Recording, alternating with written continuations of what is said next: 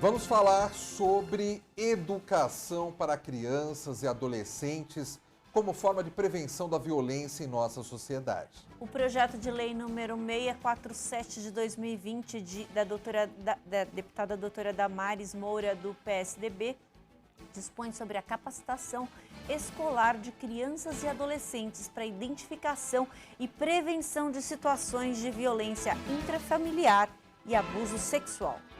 Sobre esse assunto, nós vamos conversar com Andréia Ladislau, ela que é psicopedagoga e psicanalista. Bom dia, Andréia, seja bem-vinda aqui ao Jornal da Rede Alesp. Bom dia, muito obrigada pelo convite. Que bom que a gente está aqui podendo tratar de um assunto tão importante. Andréia, qual a importância de abordar conteúdos que possam orientar as crianças e adolescentes sobre violência e abuso sexual? A gente tem dados bem alarmantes em relação à violência e ao abuso sexual.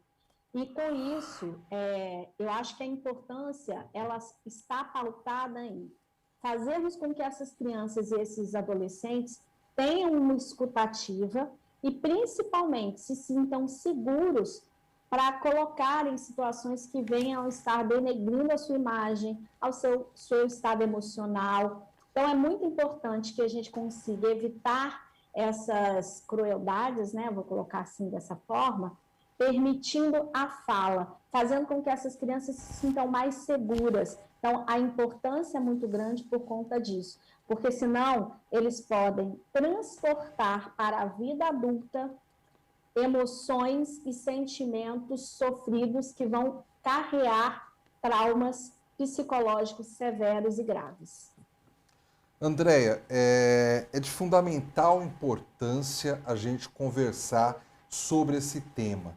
Mas, ao mesmo tempo, eu fico pensando, hoje em dia nós temos tanta informação disponível, nós temos condições de poder filtrar mais, de poder orientar mais os nossos jovens, que eles consigam realmente ter uma orientação ali de valores, né? Do que deve, do que pode, o que não pode. Por que ainda existe tanto abuso em relação aos adolescentes? É uma coisa, estamos falando o quê? De uma maldade realmente do ser humano? Ou tem a ver, de repente, com a cultura do povo? Por que isso continua ocorrendo, mesmo em pleno século XXI, em pleno ano 2021? Tem a ver com a cultura de um tabu, na verdade.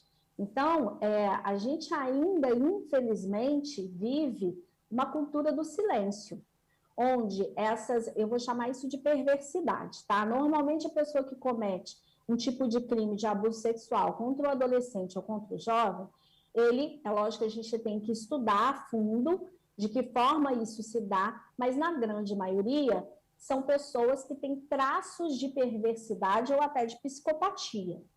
Então é muito importante que a gente consiga lidar com essa situação eliminando os tabus. Por isso, a transparência na fala, seja dentro de casa ou seja na escola, ela é muito importante. A gente precisa trabalhar isso para que o jovem se sinta seguro ou a criança se sinta seguro para falar o que possa estar acontecendo.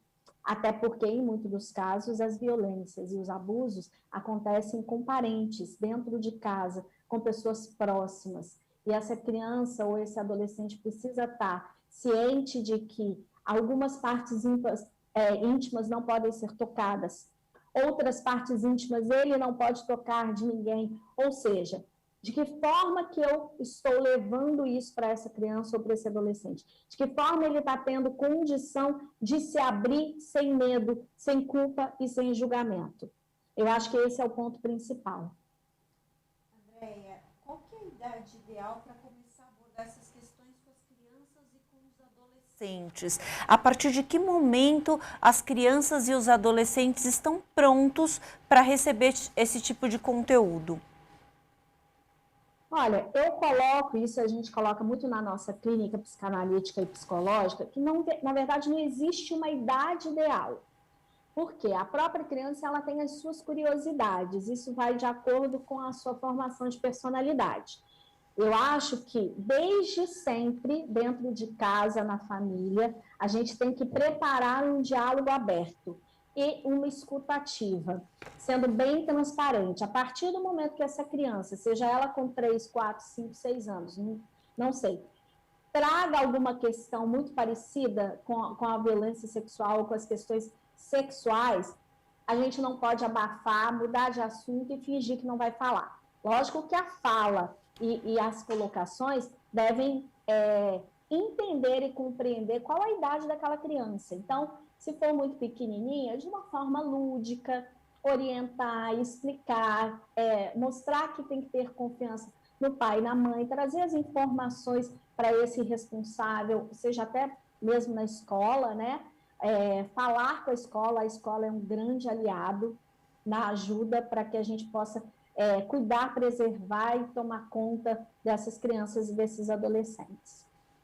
Agora, Andréia, por todas essas explicações que você nos apresenta aqui, fica claro que muitas vezes a criança ela tem dificuldade de externar o que ela está passando. Só que um caso de abuso, ele deixa sinais ali. E muitas vezes as pessoas que deveriam estar observando esses sinais acabam sendo negligentes. Quais sinais uma criança acaba deixando transparecer quando ela está sendo abusada, mesmo que ela não fale com adultos a respeito do assunto?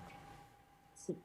Uma criança, dependendo da idade, ela ainda não tem elementos cognitivos para se expressar, assim como um adulto.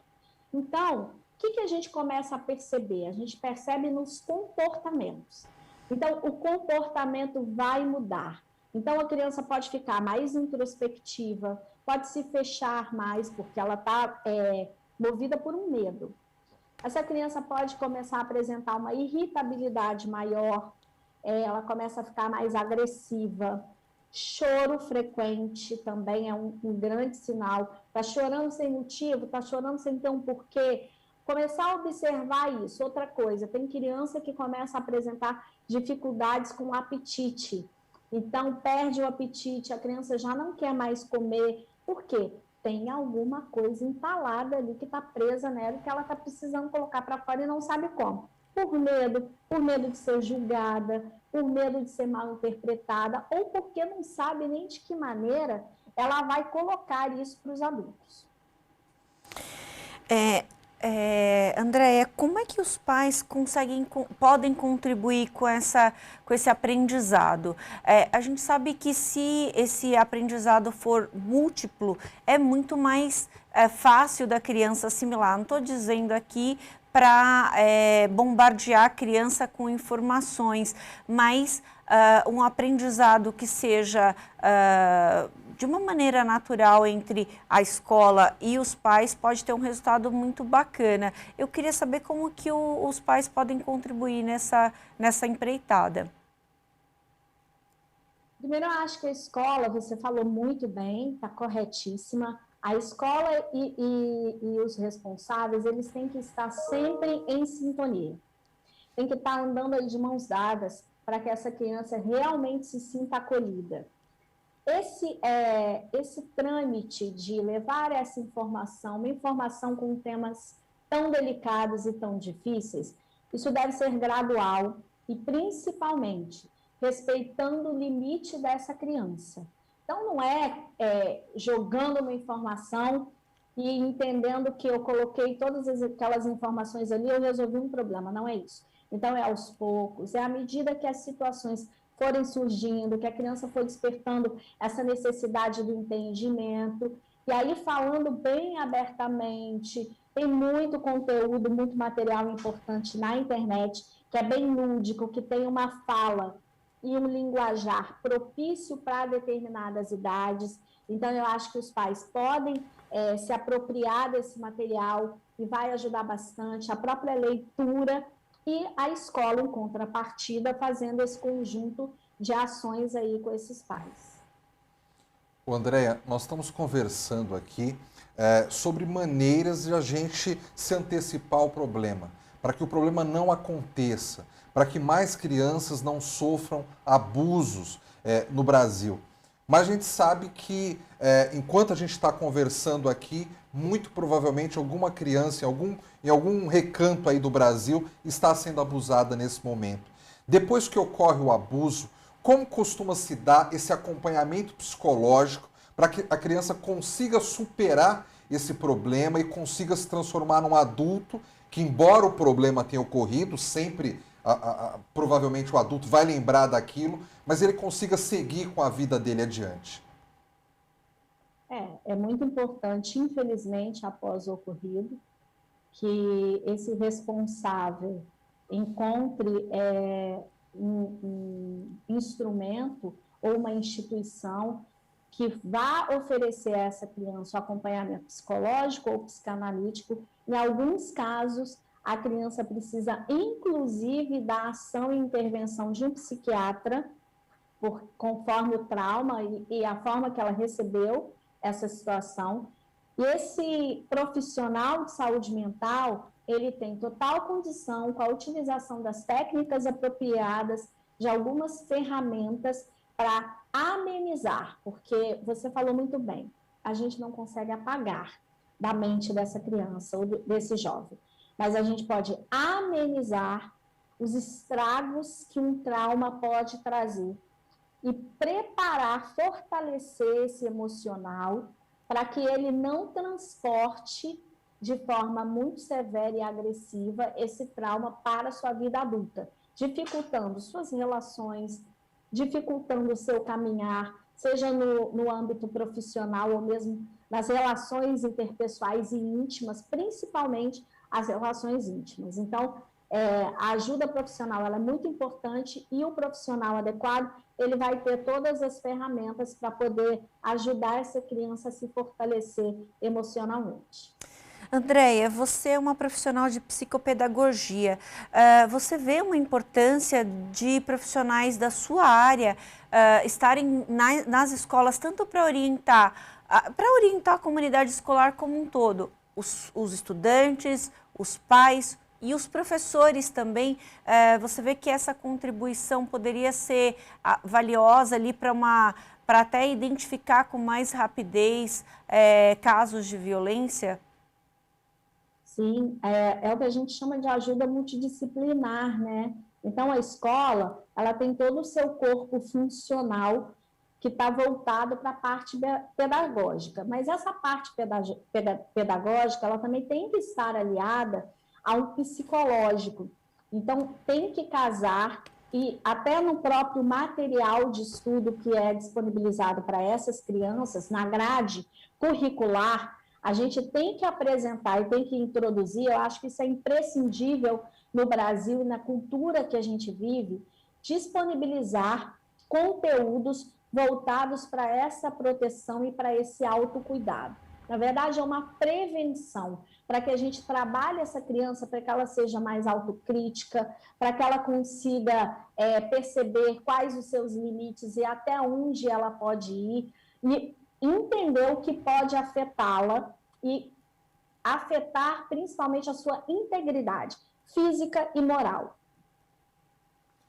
Andréia, sempre quando a gente discute essa coisa do abuso, essa coisa dos problemas que as crianças e os adolescentes sofrem com isso, vale destacar também que às vezes a própria mídia acaba às vezes trabalhando um pouco com a erotização ali dos adolescentes. Parece que às vezes até existe quase que um incentivo a essa erotização. De alguma forma, a mídia, que acaba sendo a comunicação de massa, né, às vezes a televisão, que acaba sendo a principal fonte de informação para a população brasileira, isso afeta, acaba influenciando de alguma forma que pessoas que já têm uma má índole, que já tenham algum tipo de transtorno em relação a essa coisa sexual, crie coragem para abusar de crianças e adolescentes e trazer esse transtorno para os nossos jovens? Sem dúvida alguma, pode ser um incentivo e um elemento que vá propiciar, né, e fomentar um pouco mais isso. Mas isso também tem muito a ver com caráter.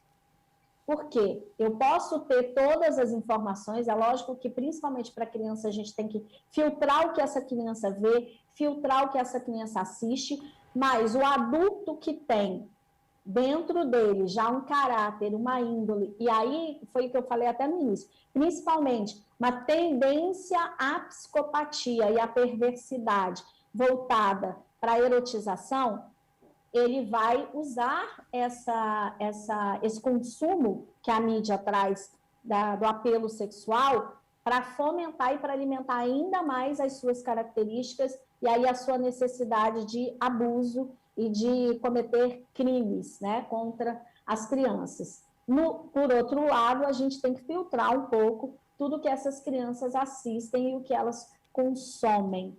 Os pais têm que estar atentos. Isso é muito importante. Então, você tocou num ponto que talvez eu acabei fazendo muitos rodeios, mas é isso que eu queria escutar de você.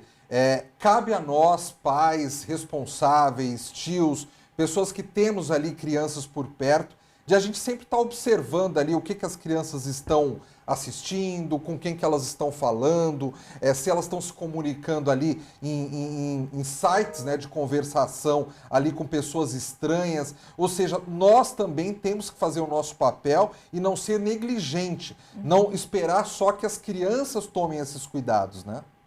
Sim, até porque as crianças não têm muito essa noção. Dependendo da idade, ela não vai ter noção do que ela pode e o que ela não pode. É aquela velha história. Todos temos os nossos limites. E nós precisamos dar limites para as crianças. Muitas crianças gritam por socorro, pedindo limite, pedindo orientação e pedindo direcionamento. Se nós, enquanto pais, enquanto responsáveis, a gente não der e não oferecer isso, não tomar conta do que está sendo consumido, do que está sendo visto, com quem ela está falando, a gente está, infelizmente, como você usou muito bem, negligenciando e permitindo que essa criança venha, daqui a pouco, estar falando com pessoas de má índole e que podem, sim, cometer crimes com essa criança que está vulnerável.